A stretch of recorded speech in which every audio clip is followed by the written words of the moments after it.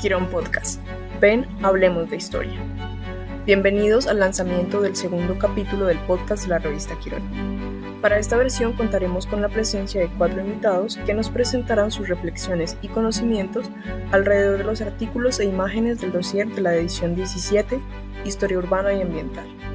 En el cuarto episodio nos acompaña el fotógrafo Paul Smith. Gracias a quienes nos escuchan y nos leen.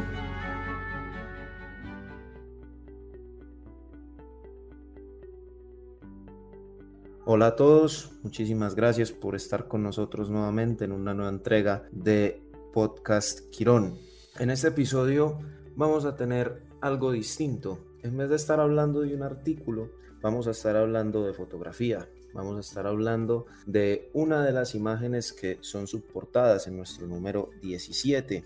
En este caso, como bien hemos recalcado en episodios anteriores acerca de nuestro lanzamiento del número 17, que está dedicado y cuyo dossier está enfocado en la historia ambiental y urbana, pues precisamente tuvimos la idea de que con nuestro deseo de mostrar en este número esas transformaciones, ese trasegar y esa dinámica entre la acción humana y el entorno, pensamos que una buena manera de mostrar también gráficamente, además de nuestros artículos, en compaginar estos dos esfuerzos en una parte académica y en una parte visual, pues precisamente hacer subportadas que fueran introduciendo a cada artículo. En este sentido, tuvimos aportes de varios fotógrafos que se han dedicado a plasmar y a mostrar estas huellas que deja la acción humana en el ambiente y que muestran también la transformación de las ciudades y su relación con el ambiente. Y por este motivo queremos el día de hoy entrevistar y tener en nuestro podcast a Paul Smith, que ha sido un fotógrafo documental que lleva más de 30 años trabajando en Latinoamérica alrededor de fenómenos sociales como el conflicto armado, las comunidades, el ambiente, entre otros, y que ha sido un interesado y un apasionado por mostrar cómo se han transformado las ciudades y en nuestro caso cómo se ha constituido la ciudad de Medellín. Nuestro tema de conversación,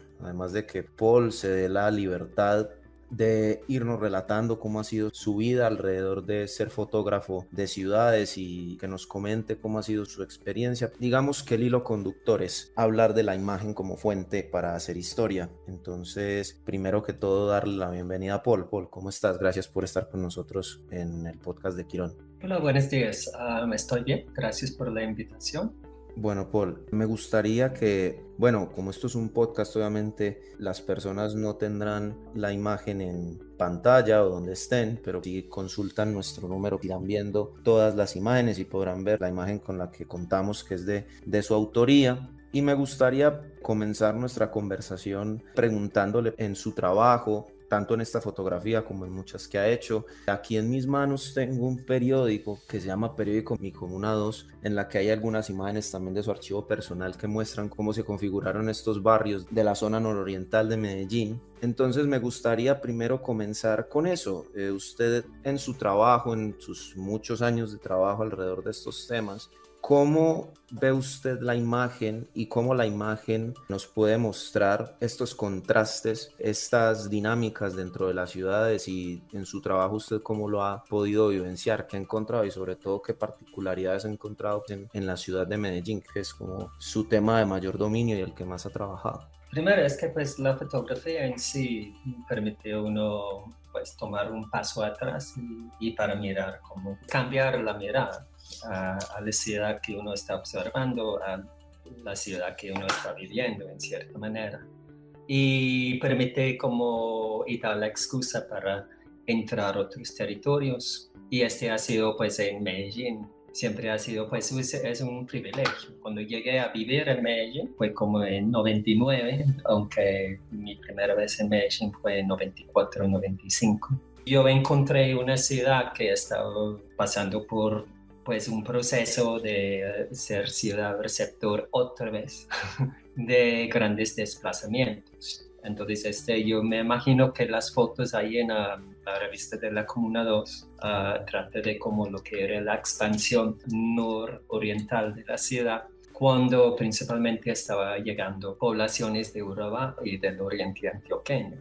Entonces ahí uno podía observar los procesos que la gente estaba construyendo sus propios espacios urbanos, comiendo lo que es la parte rural de la ciudad y diseñando como donde ellos viven y haciendo las construcciones en casas de madera que principalmente la gente construía así, siempre pensando en el desalojo. Y básicamente cuando consiguen los servicios públicos, esa es como una legalización en sí. Entonces cuando empiezan a cobrar la luz, la electricidad. Y desde ayer la gente empezaba como a construir material. Entonces ya uno ve que estos barrios que hace 22 años, 23 años ahora, que estaban en madera, ya cambiaron de material. Que son procesos que están pasando hoy en día y todavía con la incidencia de los combos.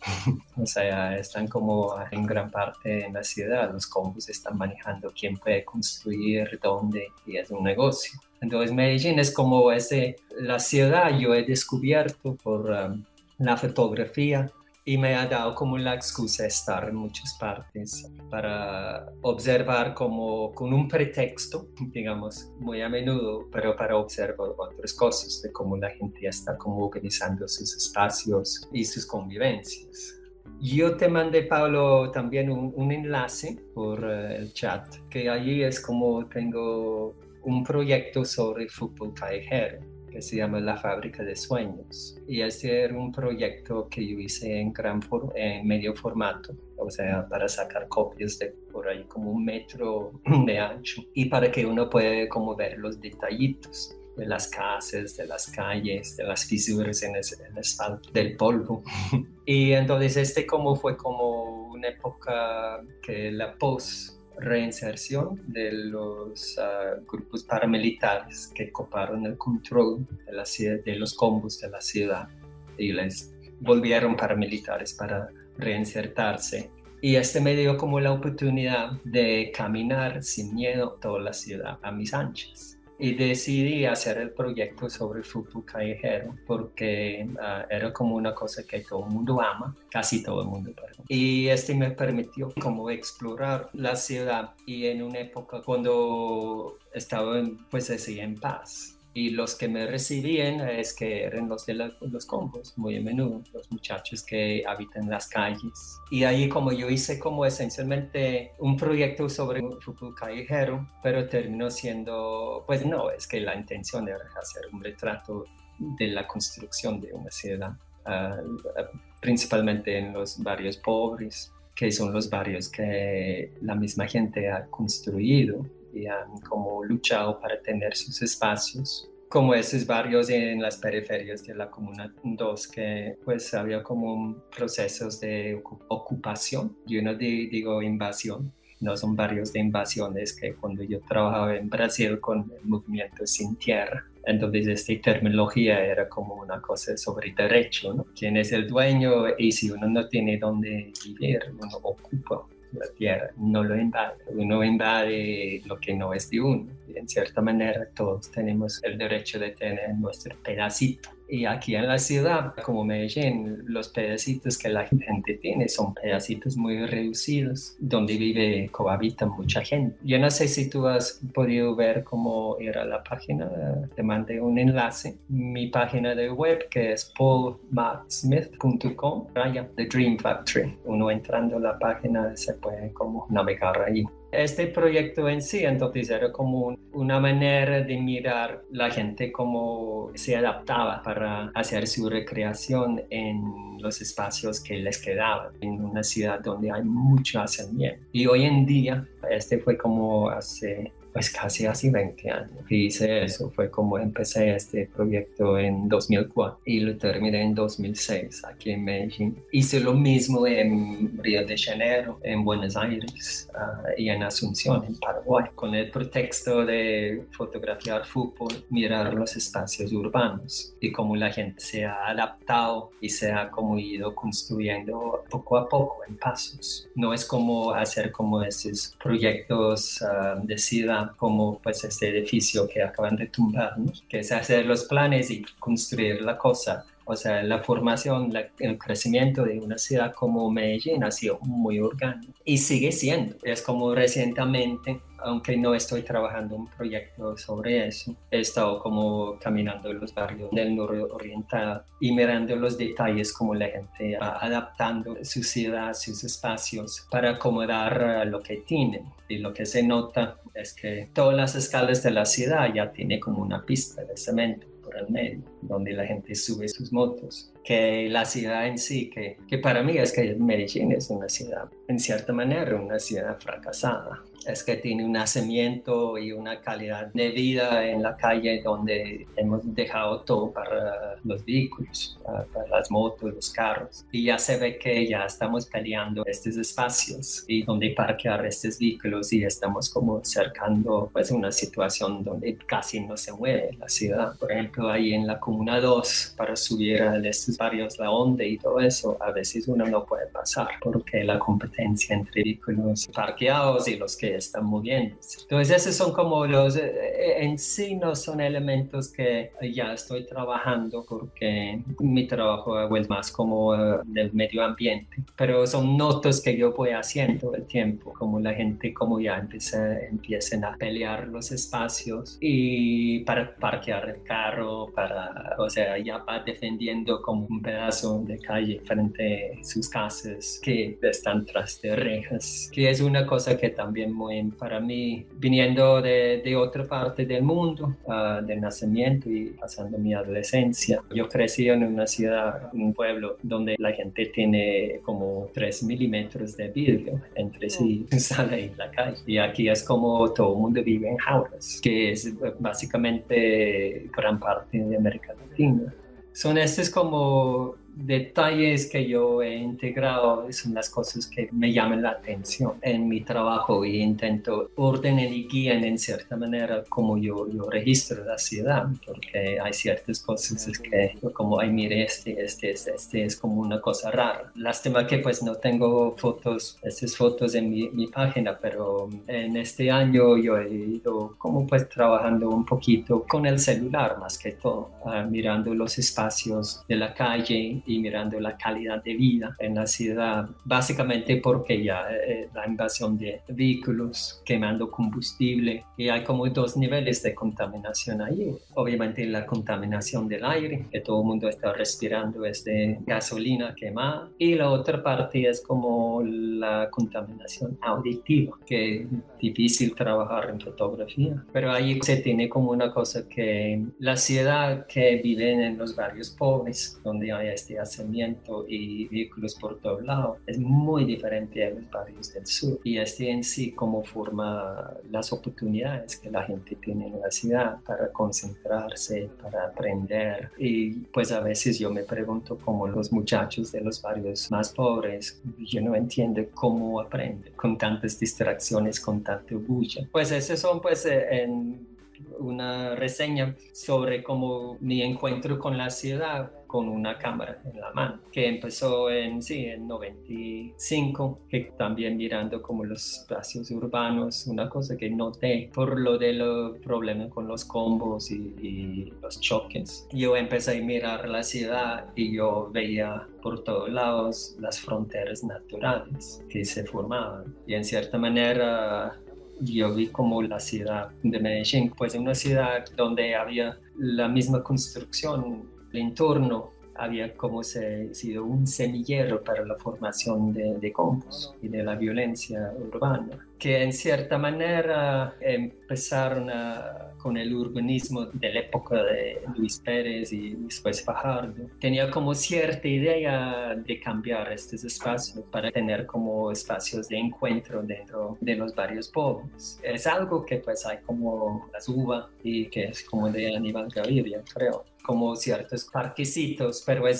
no es muy adecuado. Entonces, en cierta manera, yo he visto como la ciudad y fotografiado la ciudad mirando con en la mente, que la ciudad ha sido, pues yo vi como una ciudad muy, el mismo entorno sembraba como o preparaba como las condiciones para tener choques territoriales y tener como cierta, pues el entorno urbano en sí guía cómo vivimos y cómo convivimos, ¿no? y pueden generar violencias, pueden generar choques o pueden generar como espacios de encuentro y de compartir.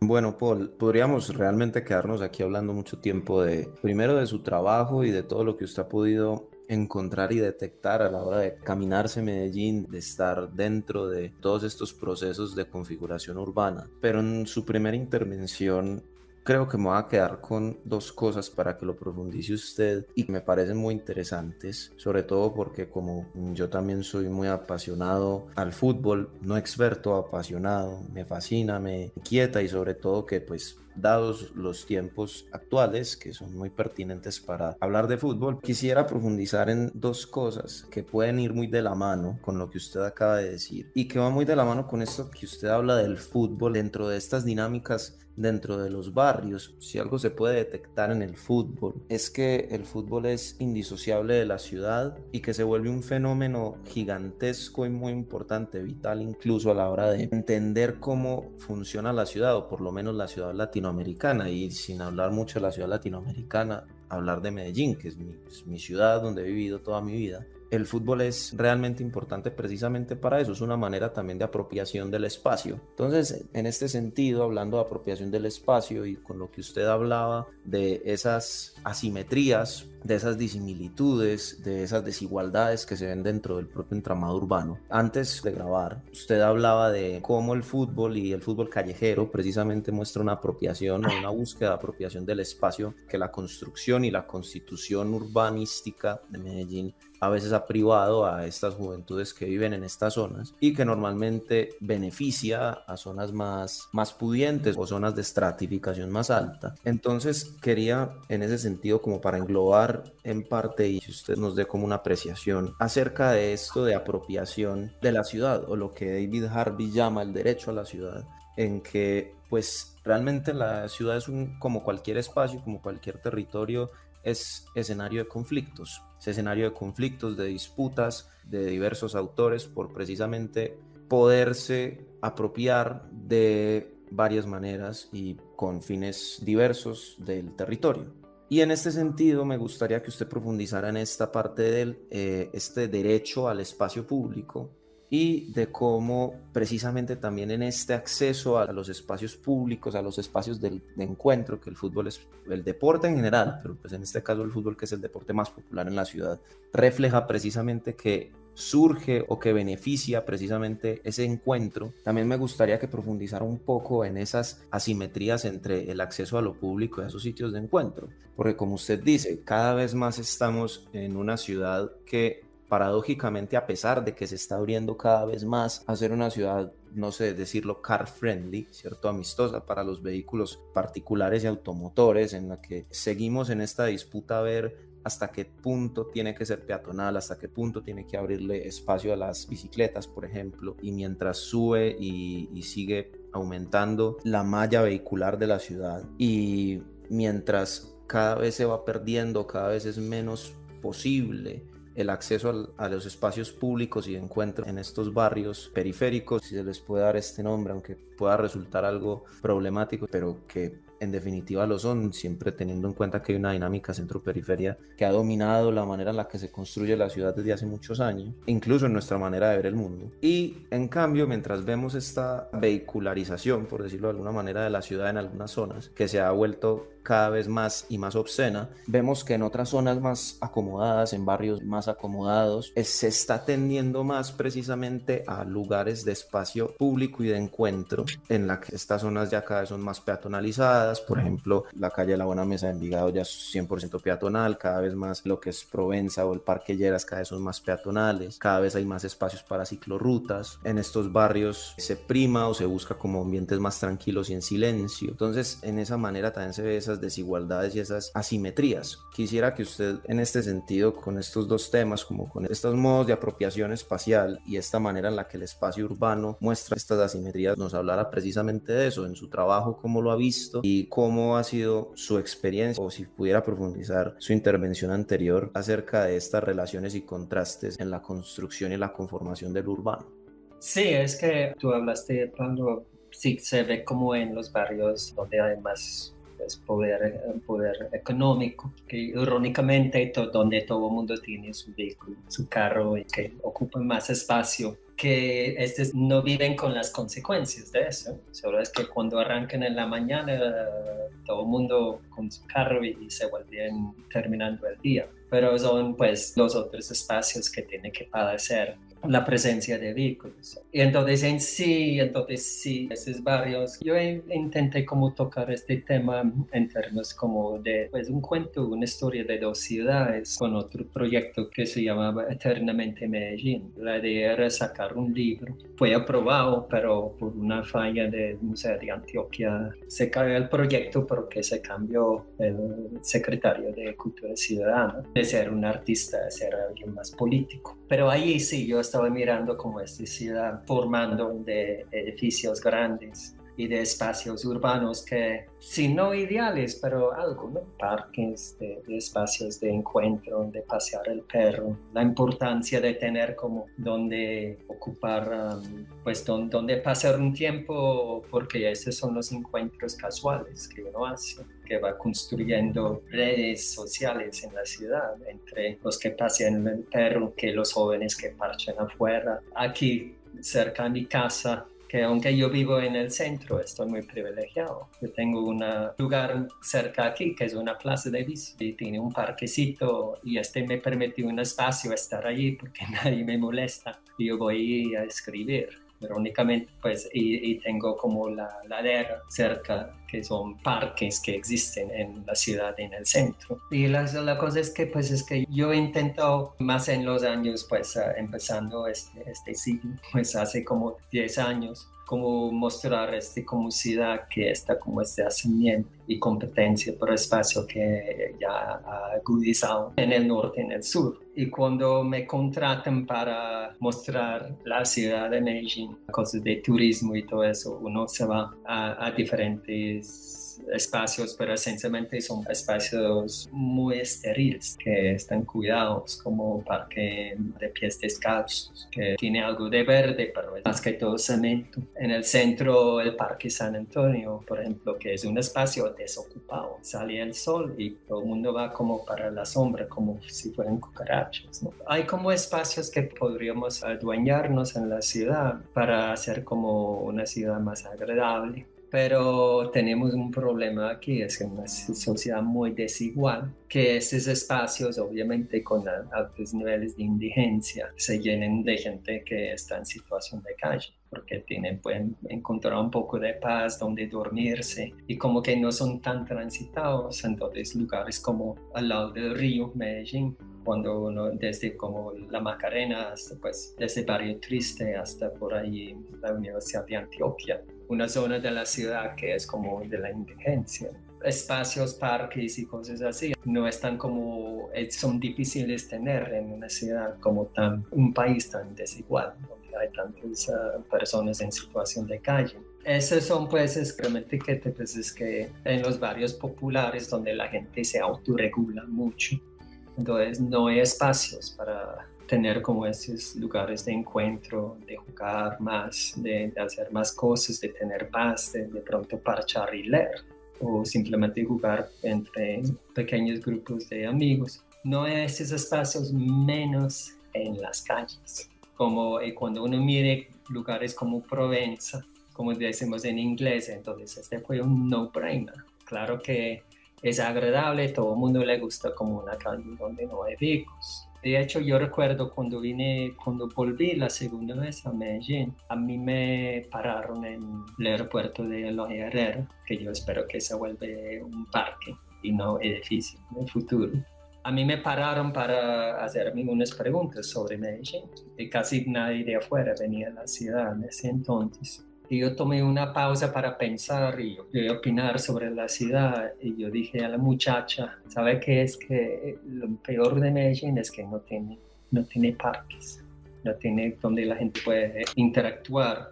Y en sí, entonces, donde en el norte, donde hay mucho asentamiento, estos espacios que se pueden recuperar son las calles. Y mejoraría el nivel de vida de la gente.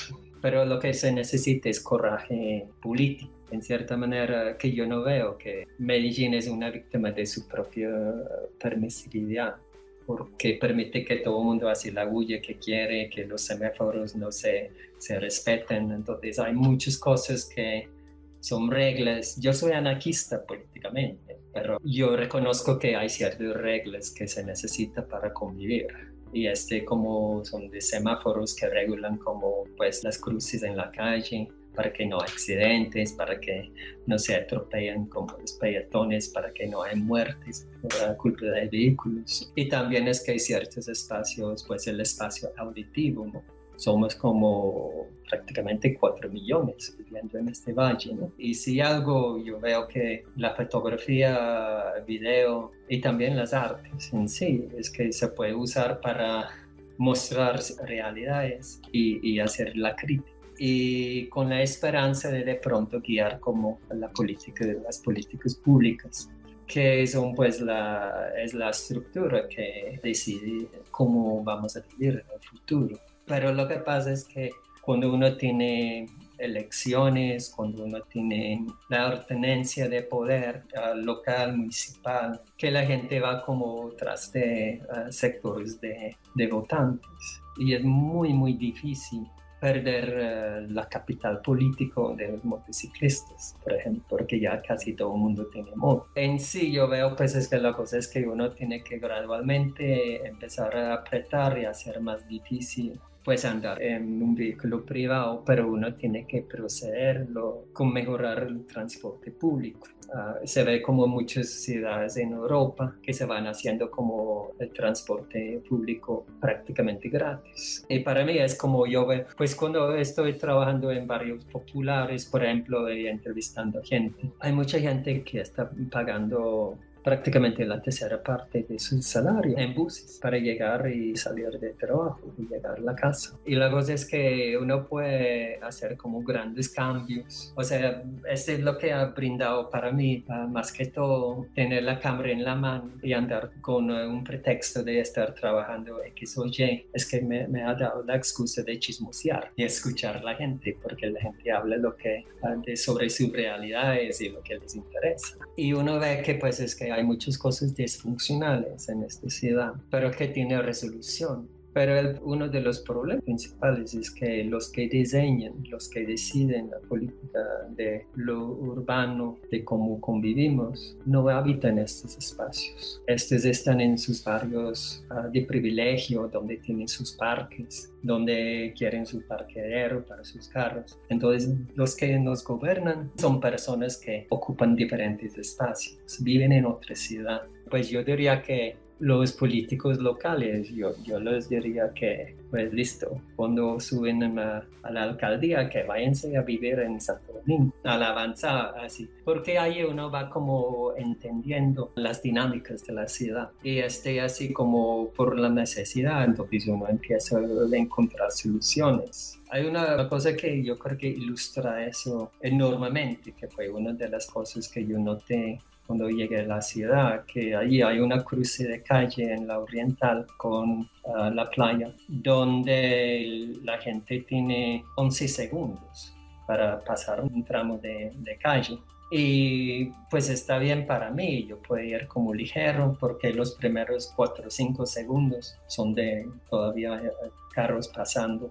Uno tiene 6 segundos para pasar, y si uno tiene 80 años o uno tiene cierta como dificultad de caminar, entonces ni se da para cruzar la calle en una vez, sino en 2 turnos. Entonces, esa es una cosa que para mí es como ilustra que la gente que diseña la ciudad y han tomado las decisiones no lo habitan, no caminan. Y hasta que lo caminen, hasta que lo tomen transporte público. O sea, cuando ha tomado transporte público Sergio Fajardo, menos cuando esté en campaña y con como media docena de equipos de tele tras de él. Entonces en sí es como la fotografía y fotografiando la ciudad me ha permitido meterme más en como las vidas ajenas, porque los momentos de tomar fotos son como momentos que como brillan, que uno reconoce, ay, quiero tomar eso, pero es como 5% del tiempo. El resto del tiempo es como andar, chismosear, compartir, escuchar, contar sus propias bobadas también. Entonces ha sido como en sí, como un privilegio, como tomar fotos como una manera de intentar ganar la vida, pero y con lo que los registros, pues es que ilustran cosas y cómo ha cambiado la ciudad. Obviamente pues hay cosas que cuando uno está mirando fotos de la biblioteca público piloto, cómo ha cambiado la ciudad, que es fenomenal, cómo ha cambiado Medellín, que fue como desde la Bella Villa, empezando la idea de la Bella Villa, empezando el siglo pasado, cuando era un pueblo de como 30, 50 mil personas, y terminando el siglo, terminó pues ahí en como 3 millones, y vamos creciendo. Y también es que pues en la fotografía, por ejemplo, yo vivo en el centro y se puede ver que las cosas buenas que tenía la ciudad también acabaron con ella. Había un tranvía que pasaba por mi calle. Yo hablando con las señoras de 80 ya se murieron, pero las vecinas que tenían por ahí 90 años diciendo, y es contándome, ay sí, había tranvía, pasaba por aquí. En cierta manera es que hemos retrocedido, y en términos de las políticas de cómo diseñar la ciudad, había como una visión para hacer una ciudad vivible aquí en ese valle, hasta que vino como pues ondas y ondas de desplazamiento y un crecimiento desproporcionado en la ciudad, ¿no? Que fue con los desplazamientos durante el Frente Nacional, durante la violencia y la extensión de la violencia, y después como la prometida paramilitar y guerrillero. Entonces, esta ciudad, entre como mal gobiernos y situaciones muy adversas, tenemos unos espacios urbanos que son muy, muy complicados. Y se necesita visión y coraje para resolver eso. Y en sí como la fotografía de andar permite como ser testigo de cómo funciona lo cotidiano de la ciudad, y también escuchar las personas contar su percepción de la ciudad en que viven. Bueno, Paul, de verdad que ojalá tuviéramos tiempo para hablar muchísimo más de estos temas que son interesantísimos y que nos tocan y atraviesan a todos a la hora de pensar nuestra ciudad. Realmente lo que tiene que quedar como una especie de llamado o enseñanza a la hora de escuchar esto es precisamente de que realmente falta mucho para decir que Medellín es una ciudad para todos y que vivimos en una ciudad construida para todos, que la accesibilidad y los temas de acceso a la ciudad realmente todavía son una cosa en pañales en nuestra ciudad, que todavía hay una gran masa de población que tiene limitaciones a la hora de vivir su vida dentro de la ciudad, y que precisamente pues eso es una tarea pendiente de quienes están encargados de eso a la hora de tomar decisiones desde las altas esferas de la política, y después los diferentes organismos que supuestamente deben de velar por el bien y el acceso por lo menos digno de todos a un mismo bien, que se supone que es la ciudad, que es precisamente en sí misma donde están todos los bienes y a los que supuestamente podemos acceder como ciudadanos iguales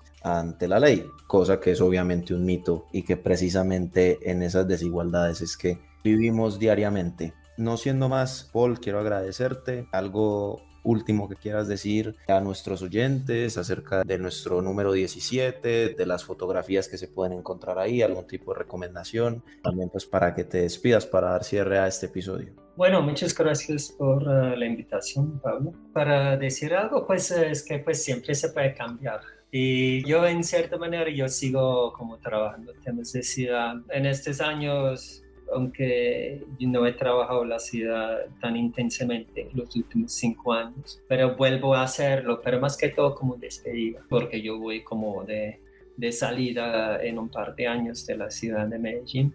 Va a ser una oportunidad de reflexionar sobre pues esta ciudad que encontré la primera vez en 94. Por casualidad fue el primer aniversario de la muerte de Pablo Escobar. Ha cambiado en gran parte la ciudad, pero la gente pues lo que dentro de toda esta problemática y estos compliques, lo que le hace más tolerable en cierta manera, la cosa que es parte del problema, es de permisividad, pero este es como en sí, es que la gente lo que tiene a nivel social y superficial, la ciudad es muy accesible.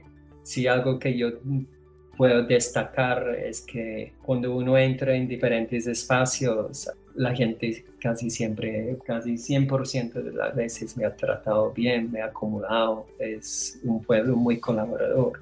Y con como este es lo lo más bonito que tiene Medellín, que tiene Colombia, sí, es este valor humano. Y ese es como algo que pues sí, yo creo que puede cambiar los espacios, las ciudades, el campo y el país por lo mejor, porque este es como, sí, la parte muy positiva. La gente ha sido muy decente conmigo y la gente muy sociable. Bueno, Paul, entonces mil gracias por tu presencia en este episodio del podcast de la revista Quirón. Para concluir, quiero volver a invitar a nuestros lectores que están escuchando este podcast a consultar el número 17 de la revista, a consultar nuestras redes sociales, a consultar nuestro perfil en Academia y la página web de la revista en OJS para consultar no solo este número 17, sino el resto de números acerca de nuestra revista. Antes de finalizar, nos sobra agradecer a la Facultad de Ciencias Humanas y Económicas, al Centro Editorial de la Facultad y obviamente a todos mis compañeros de la revista Quirón, a nuestros autores y a nuestros lectores, sobre todo a ustedes que están siempre del otro lado y que pues precisamente son la razón por la que este proyecto estudiantil sigue a flote después de casi una década de existencia. Entonces, no siendo más, les habló Pablo Sierra y hasta que nos volvamos a encontrar.